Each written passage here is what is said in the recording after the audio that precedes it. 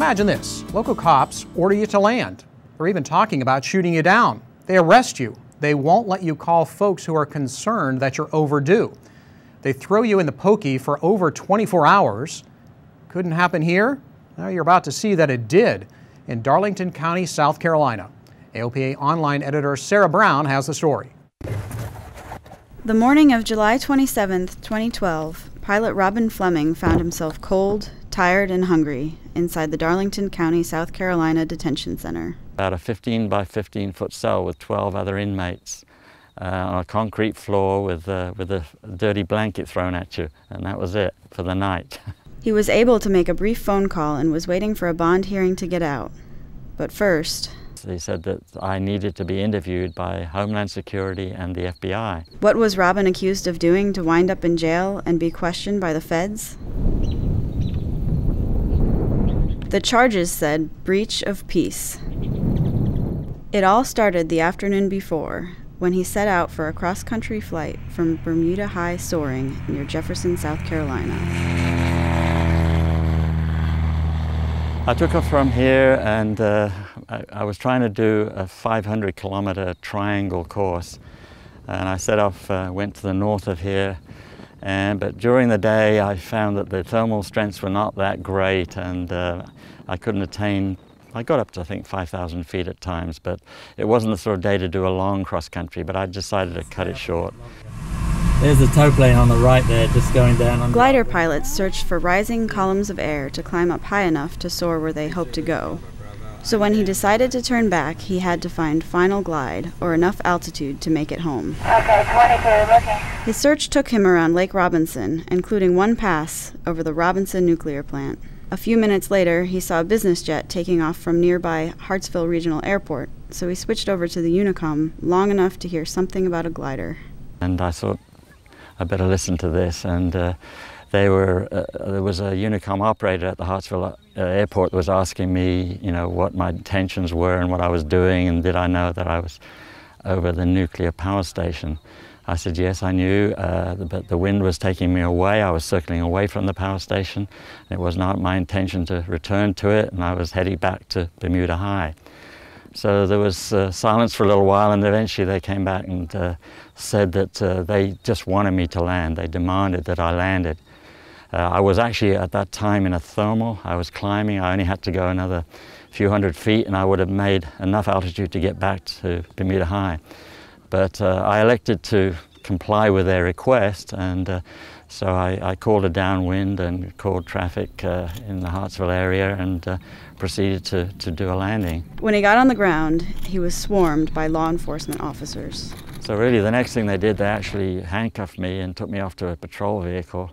I counted, when I was inside this patrol vehicle, I counted 12 police vehicles, black police vehicles on the airfield. And I think later on somebody else counted 17 altogether.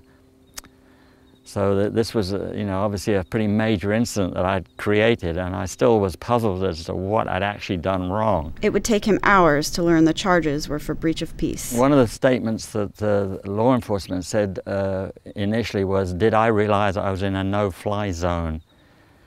And I said, no, I had no idea that I was in a no-fly zone. I said, I fly in accordance with FAA-issued sectional charts, and there's nothing indicated on that chart to say that I was in a no-fly zone. And in fact, no-fly zone is not mentioned on charts. It's not a term that's used. Not only did local law enforcement try to enforce airspace rules that don't exist, according to the Unicom operator, one officer wanted to take things a step further. The police officers were talking to the fixed base operator and asking that I should be shot down. And so there was some talk of shooting my airplane down. Robin was taken away to jail and spent more than 24 hours in custody. But the cops would not allow him to notify people back at the glider port. When he didn't come back, Jane Ewing Reed started to worry. It was getting downright, late, and we still hadn't heard anything. So this is when you get that feeling, that something's not right. They filed a missing aircraft report and started a search effort. A few hours later, she finally got word of what happened. Could you repeat that, please? No, it was disbelief. It was, Homeland Security and the FBI, you know, I was at that point relieved because at least we knew where Robin was and he wasn't, you know, in some field somewhere. But the drama continued well into the next day. About midday, I was taken out of the cell again and taken to a room, handcuffed, and there I met 3 people, 2 of whom were, I think, associated with Homeland Security, a lady and a gentleman, and 1 person from the FBI, and also the law enforcement officer was there present.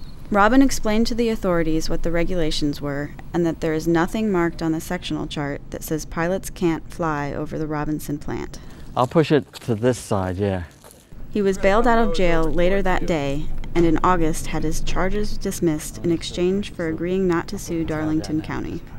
Now that he's cleared his name, he wants to make sure pilots can be confident and relying on the sectional charts so that they can enjoy sunny days in the sky and not cold nights in jail. And certainly glider flying is my passion. Sarah Brown, AOPA Live. An amazing story and rather scary, too. AOPA has been fighting for Robin Fleming since he got out of jail 5 months ago, and your association is working to ensure that in the future, law enforcement agencies and security at critical infrastructure understand how to respond appropriately when they have a concern about an aircraft. AOPA reached out to the staff of the Transportation Security Agency and National Protection and Programs Directorate. We requested action formally in a letter to DHS, the organization's parent agency. The TSA said it takes these matters seriously, quote, both in context of aircraft loitering in airspace around critical infrastructure, as well as appropriateness of responses by various organizations at the federal, state, and local levels. TSA said it would continue to work with agencies at all levels regarding airspace. Well, Robin is a longtime member of AOPA Pilot Protection Services. He received additional assistance from plan attorney John Hodge. Hodge is a 17,000-hour ATP-rated pilot. He offers some pointers in case you ever wind up being questioned by law enforcement. So if the police start to question you, it's very important very early in the process to ask the question, am I under arrest? And if you're not under arrest, you are certainly free to leave the area, leave the situation. Of course, there again, that's where you want to make sure you have your driver's license, that you have, your pilot certificates back. If they want to look at them, they need to return them to you.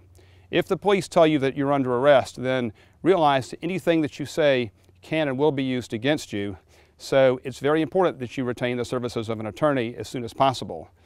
And this again is where the AOPA Legal Services Plan does have a network of lawyers, and they can certainly put you in touch with someone and provide representation. And it's better that your lawyer then speak to law enforcement on your behalf. And as much as you want to maintain a civil and a compliant attitude through this entire process, you also don't want to make statements that later will be used against you to try to prove somehow that you violated either a local statute or ordinance or an FAA regulation for that matter as well. You can become a member of AOPA Pilot Protection Services. It puts expert aviation attorneys at your disposal. Plans cost just $39 a year for a private pilot and $99 for a Protection Plus plan. Look for Pilot Protection Services on AOPA.org. You can find much more information about Robin Fleming's ordeal in the February edition of AOPA Pilot Magazine. The digital edition comes out next week. You can get even more information right now on AOPA.org.